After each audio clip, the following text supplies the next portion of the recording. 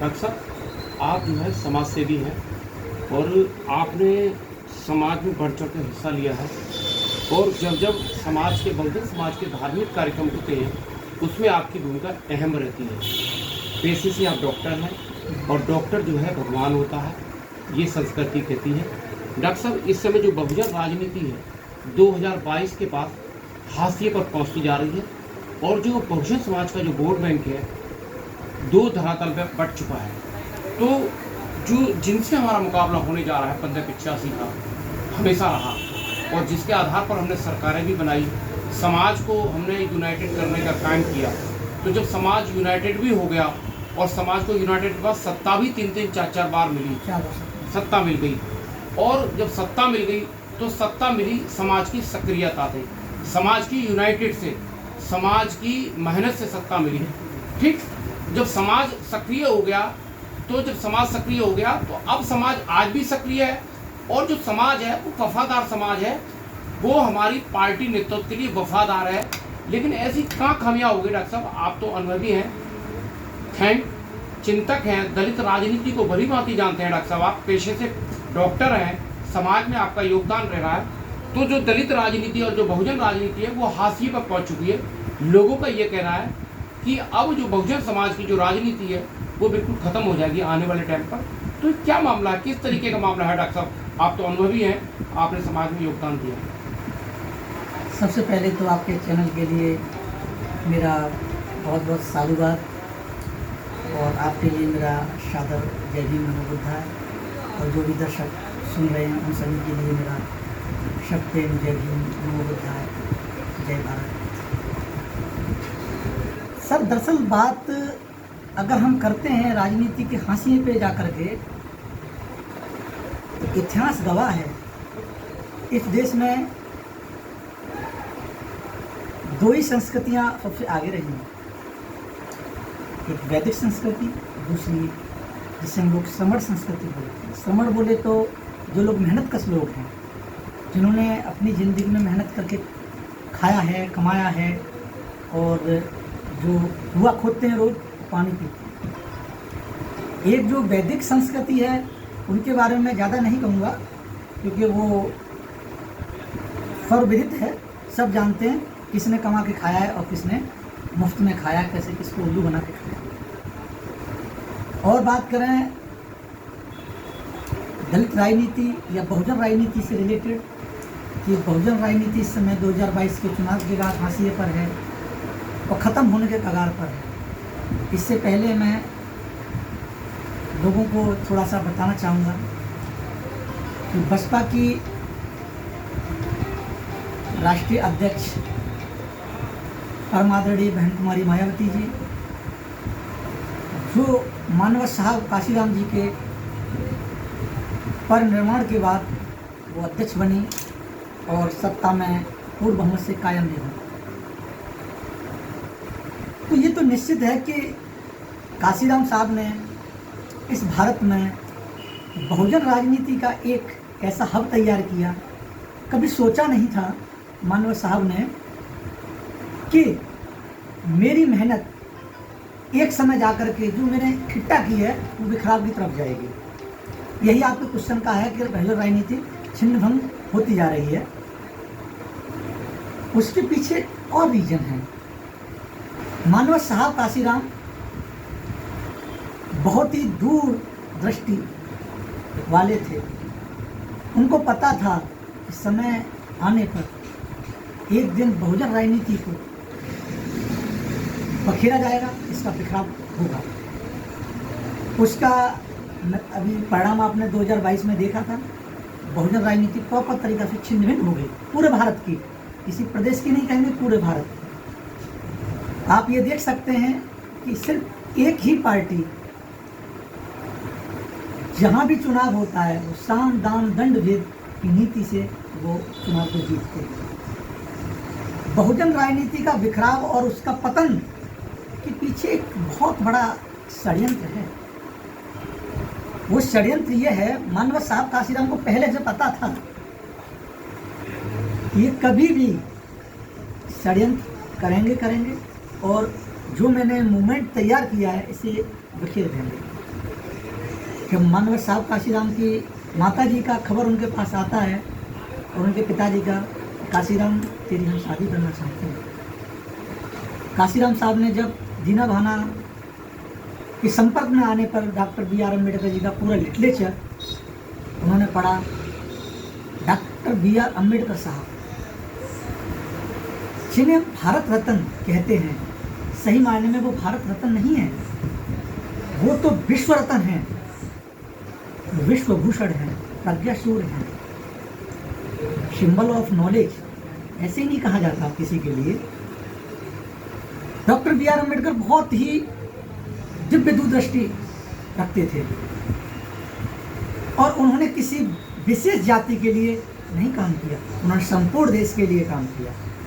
यहाँ कुछ चंद लोगों ने मिलकर के उनको एक कैटेगरी विशेष में या जाति विशेष में जाकर के उनको उनकी जो विस्तार था, उनकी जो गुणवत्ता थी, उसको सीमित करने का काम किया। मानव साहब काशीराम ने जब बाबा साहब डॉक्टर B.R. अम्बेडकर जी को पढ़ा, पढ़ने के बाद में उन्होंने अन्य महापुरुषों को भी पढ़ा जो बहुजन समाज में जन्मे थे। अति पिछड़ी जातियों से संबंध रखते हैं सभी महापुरुष अधिकतर। मैं इस बात को कहते समय बिल्कुल भी संकोच महसूस नहीं करता।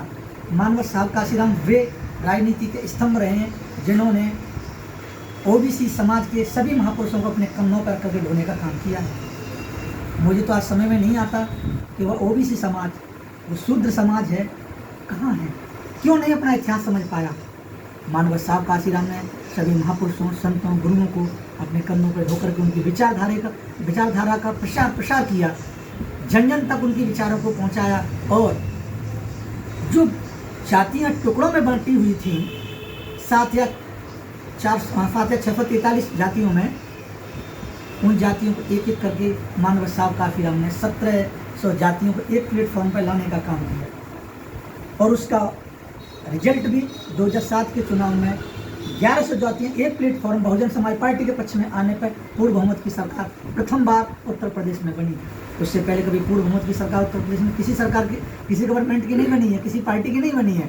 हाँ, उसके बाद में बनना चालू हुआ है, वो एक अलग मामला है। डॉक्टर साहब, जिस तरीके से आप जो है समाज में अपना योगदान देते हैं और बहुजन की राजनीति पर शोध करते हैं, किस तरीका प्रिय होगा आने वाले टाइम में, क्या बहुजन समाज पार्टी का ग्राफ बढ़ेगा क्या? हाँ, बिल्कुल निश्चित। आपको मैं बता दूं कि बिखराव और वोट बैंक खिसकना, आपका पहला क्वेश्चन था, वो थोड़ा अभी आने वाला है कि वोट बैंक जो था, पूर्व वोट बैंक, वो खिसक गया।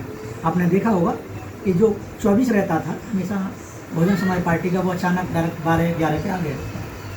इसके पीछे एक रीजन है, राष्ट्रीय स्वयंसेवक संघ वो बहुत बड़े लेवल पर काम करते हैं और हम लोग अधूरी तैयारियों के साथ मैदान में उतर जाते हैं। न तो हमारे पास समर्पण है, न त्याग है, न प्रेम है, न समर्पण है। हमारे युवा अपना काम करते नहीं हैं। हमारे बुजुर्ग जो हैं, जिन्होंने मेहनत करके 4 बार सत्ता हम लोगों के लिए दी और उन्होंने उसका मज़ा भी चखा, उन्होंने उस सत्ता का वास्तविक रस क्या है वो भी चखा। आज हम लोगों के से पूछा जाए तो हमारे नसीब में नहीं मिला है। हाँ, हमारे बचपन में था, तो निश्चित तौर पर उन्होंने जो मेहनत की उसका उन्होंने फल भोगा, हमने रियल में मेहनत नहीं की। भविष्य में क्या बहुजन समाज पार्टी दोबारा तेजी से नगर निकाय चुनाव होने जा रहे हैं शीघ्र ही, और निकाय चुनाव जो है एक ऐसा पड़ाव है जो जमीनी स्तर पर धरातल पर चुनाव होता है, क्या बहुजन समाज पार्टी उत्तर प्रदेश में दोबारा एकदम 2024 की तैयारी के साथ क्या उभर पाएगी? क्या बहुजन समाज पार्टी 2024 के चुनाव से पहले ये निकाय चुनाव में 100% उभर के आएगी और उसका एक जीता जागता उदाहरण MP के चुनाव में आपने देखा होगा। दूसरा, बहुजन समाज पार्टी की जो सुप्रीमो मायावती जी हैं, बहन कुमारी मायावती जी, उनके लिए कहा गया कि हम आपको राष्ट्रपति के लिए रखना चाहते हैं। निश्चित ये सत्य है। जिसके गुरु ने कभी राष्ट्रपति का जो ऑफर मिला था वो ठुकरा दिया, तो निश्चित कहीं ना कहीं उसकी जो शिष्य है उसके अंदर वो अपने गुरु का कुछ तो लक्षण आता है। अन्यथा लायक और नालायक औलाद में फ़र्क आप समझदार हैं, वो बहुत अलग हो जाएगा। तो ऑलरेडी बहन जी ने वही किया, वो पद को ठुकरा दिया। जिनको एक लांछन लगाया गया था कि बहुजन समाज पार्टी बीजेपी की बी पार्टी है आज आप देख रहे हैं बहुजन समाज पार्टी महापुरुषों की विचारधारा की पार्टी है। SC BC और कन्वर्टेड माइनॉरिटी और ST की पूरे संगठन को मिलकर के 1585 की इस देश में राजनीति करने की पार्टी है और महापुरुषों की विचारधारा इस देश में समतामूलक समाज की बात करने वाली पार्टी है। और आप ये देख रहे होंगे बी पार्टी निकली तो समाजवादी पार्टी निकली। अभी जो रामपुर का चुनाव हुआ था, आजमगढ़ का चुनाव हुआ था, आपने देखा होगा कि उनका पूरा वोट वहाँ ट्रांसफर हुआ। बहुजन समाज पार्टी का वोट बैंक एकदम ग्राफ बढ़ा। और ये भी कुछ समय पहले की बात है, महीने 2 महीने पहले का रिजल्ट है। और ये निकाय चुनाव में आप देखेंगे पार्टी का काफ़ी अच्छा ग्राफ बढ़ेगा। 2024 में बहुजन समाज पार्टी पूरी दमदारी के साथ, युवा जोश होगा, पुराने लोगों का तजुर्बा साथ होगा। परम आदरणीय बहन कुमारी मायावती जी की जो दिशा निर्देश जो युवाओं को मिलेंगे वो सब मिलकर के काम करेंगे। हाँ, मैं एक बार फिर कहूँगा, पार्टी के कोऑर्डिनेटरों से कहूँगा कि वे अपनी जिम्मेदारी को ईमानदारी से निभाएं, अपने कर्तव्य को अच्छे से निभाएं। अगर वो नहीं निभा पाते हैं तो अपना इस्तीफा दे दें, क्योंकि आज समाज में एक से एक काम करने वाला त्यागी पड़ा हुआ है। उसके अंदर समर्पण भी है, प्रेम भी है, सद्भाव भी है। अच्छा डॉक्टर साहब, एक बात बताएं। डॉक्टर साहब, आप जो है ज़मीन से जुड़े रहे हैं, पेशे से डॉक्टर भी हैं और आप एक अच्छी फैमिली से बिलोंग करते हैं और आपने एक समाज के लिए पीड़ा है, आप जो समाज को बड़ा करते हैं। तो आने वाले टाइम पर ये जो बहुजन समाज में ये जो ग्राफ बढ़ रहा है कि मुस्लिम बड़ी संख्या में इस समय निकाय चुनाव को लेकर बहुजन समाज पार्टी में शामिल हो रहा है। अभी शहर में कई जगह ऐसी सभाएं हुई जब बड़ी संख्या में मुस्लिम जो पार्षद थे, जो बसपा छोड़कर चले गए थे, सपा की रोह में बह गए थे, उन्हें पुनः वापसी बसपा में हो रही है। तो इसका बहुजन समाज पार्टी में ये क्यों आ रहा है, क्या कारण है? आप दरअसल क्या है, समाजवादी पार्टी के जो मुखिया हैं श्री अखिलेश यादव जी और उनके पिताजी श्री मुलायम सिंह यादव जी पूर्व मुख्यमंत्री रहे हैं, पूर्व रक्षा मंत्री भी रहे हैं, वो बुजुर्ग हो चले हैं। अब उनके बेटे श्री अखिलेश यादव जी इस समय उन्होंने चुनाव की कमान संभाली।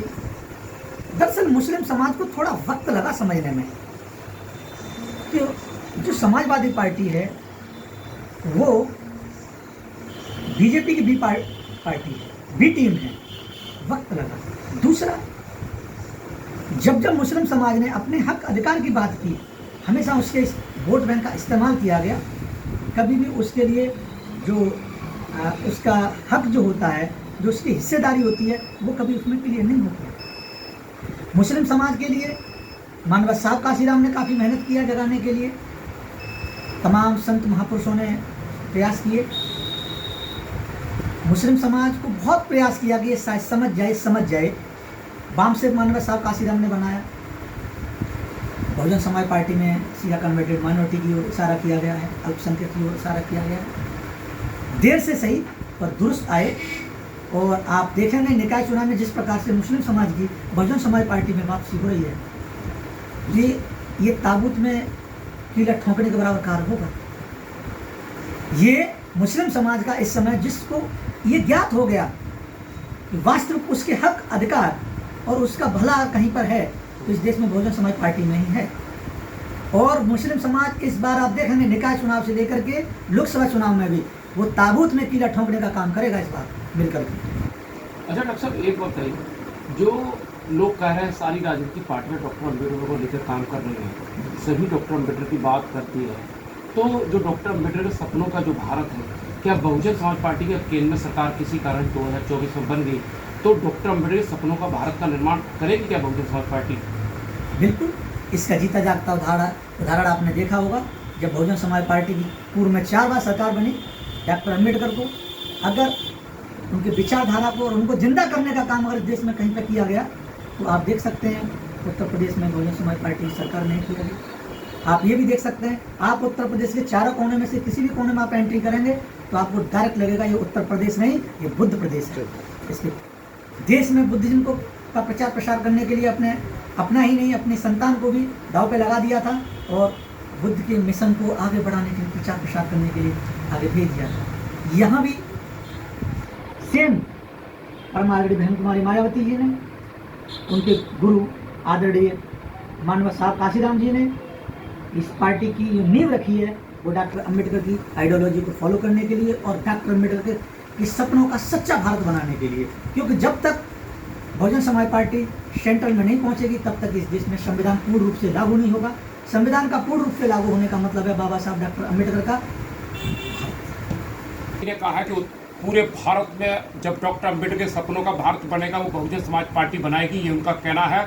और बहुजन समाज पार्टी ना कभी कम हुई है ना कम होगी, क्योंकि बहुजन समाज पार्टी का वोट जो है जिताऊ वोट बैंक है, और जिताऊ वोट बैंक के साथ अगर दूसरा वोट जुड़ जाता है तो बहुजन समाज पार्टी केंद्र में क्या पूरे भारतवर्ष में शासन करेगी, ये उनका मानना। डॉक्टर देखते रहिए ABI से आलिफ कुमार की।